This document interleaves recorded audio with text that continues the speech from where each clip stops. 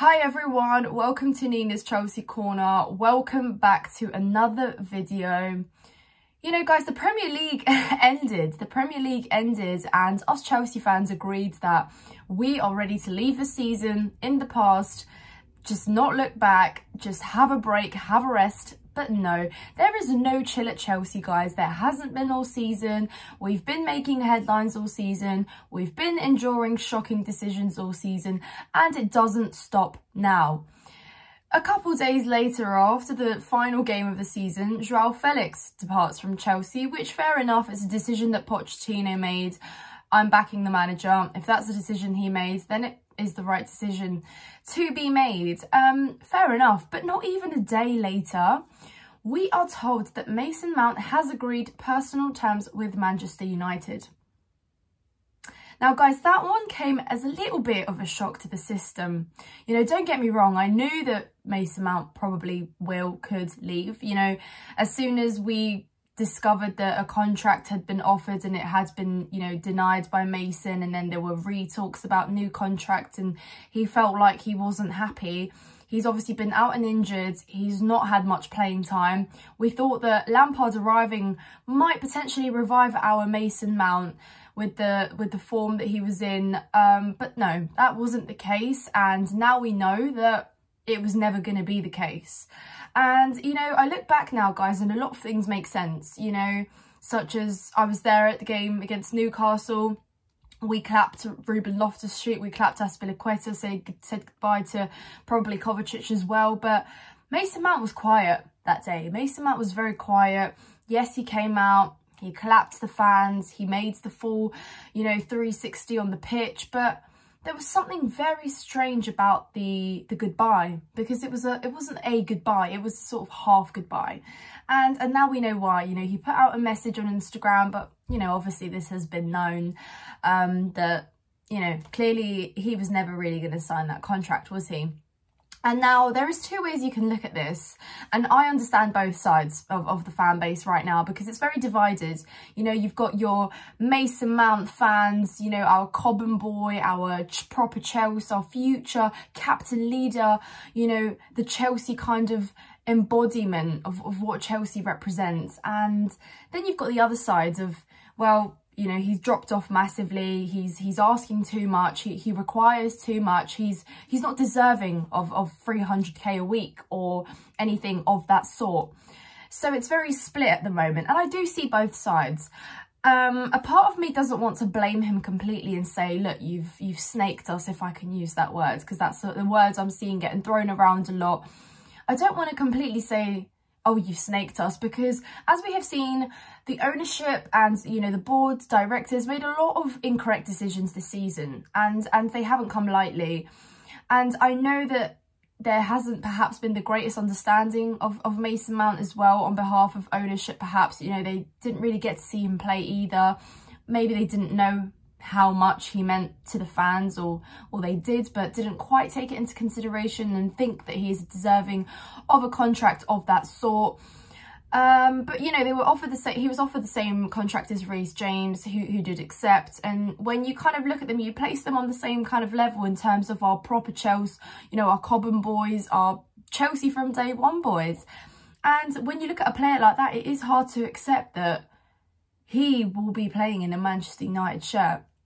So that is one way of looking at it, right? That you really never know. There's been some strange decisions that have gone on. We haven't quite known everything that's gone on behind the scenes at Chelsea this season, or last season now, shall I say.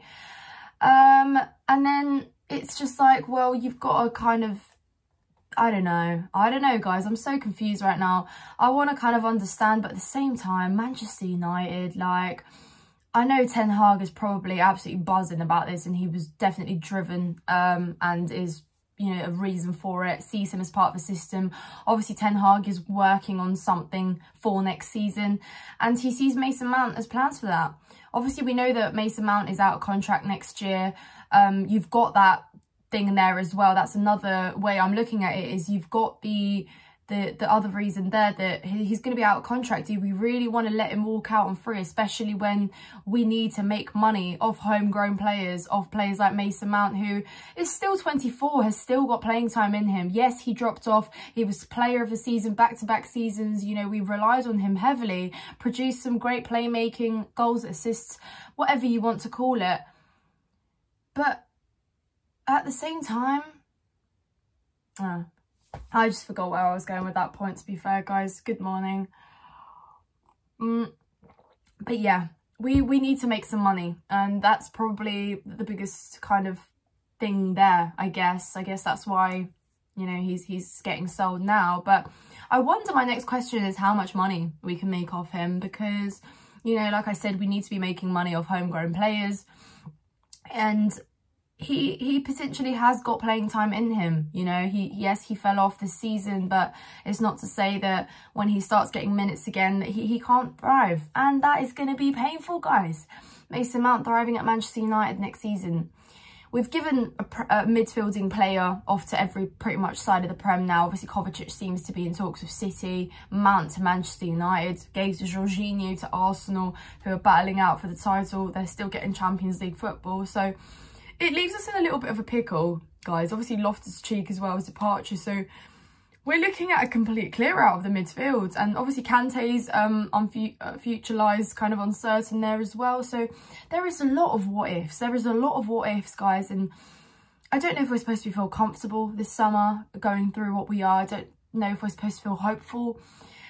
But there is a lot of stuff going on, and clearly we're wasting no time. You know, everyone that is working at Chelsea right now is probably doing overtime, is probably in there all the time, all day, every day, just in talks, in plans. I don't even know, guys, but it looks like there is no chill at Chelsea this season, this year, these past 2 years. You know, we went over takeover of ownership last year. It was such an uncertain thing to go through, and now it seems like we're going to go through more uncertainty, but it has left broken hearts, guys. You know, I see both sides. I honestly, if there is nothing that can make you say you don't want to accept the contract, maybe there is something on behalf of the owners as well, but at the end of the day, you've got to look at it for what it is. You know, that is his decision, guys. It's Mason Mount, personal terms have been agreed. You know, that tells you everything you need to know before anything else. You know, some people are saying, well, look, he's got a career ahead of him. He's still got playing time in him. Does he really want to lock himself into another 8-year contract deal? But then you've got the other side of it, well, Reece James has. And you've got the sides of it, well, if you're planning on being a future Chelsea captain and you want to, you know, grow and make your mark, then that's that there. But, you know, guys, I spoke about this with Charlie yesterday. We were worried that, you know, we might have too much experience leave at once and then it's not replaced with experience. And obviously we've got youth players and young players, and you've got that pickle there because you don't quite know. So it seems like we're going to go through a lot this summer, guys. Obviously, this has absolutely shaken the headlines. You know, I was literally filming, and then after we filmed, I just sat with my cup of tea and was watching the Europa League final and just opened Instagram to see a photo of Man in a Manchester United top. And it's just one of those things, you know, like it was kind of weird to see Jorginho in an Arsenal shirt, but this is just so different. So different when you're just used to seeing Mount in a Chelsea shirt.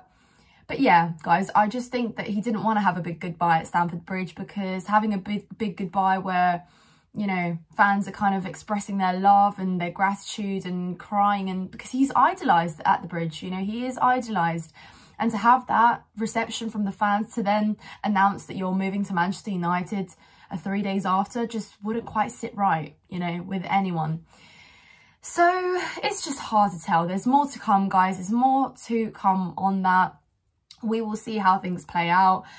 But clearly that's football. Mount is going to United. It will be official, I guess, soon. And yeah, we will just follow the rest of the summer, guys. See what else we have in store. Chelsea Football Club is not joking when it says rebuild mode. Clean slate. That's it. So there you have it, guys. I hope you've enjoyed this video. I'm off to work. I hope you have a lovely day. And I will be making videos like this, you know, breaking news stories, transfer videos, players coming, arriving, going. There will be plenty of this to come. So tune in, stick around, guys.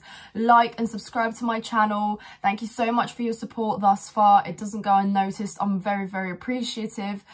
Like I said, comment down below your thoughts on Mason Mount's departure to Manchester United, and I will catch you guys soon. Thank you.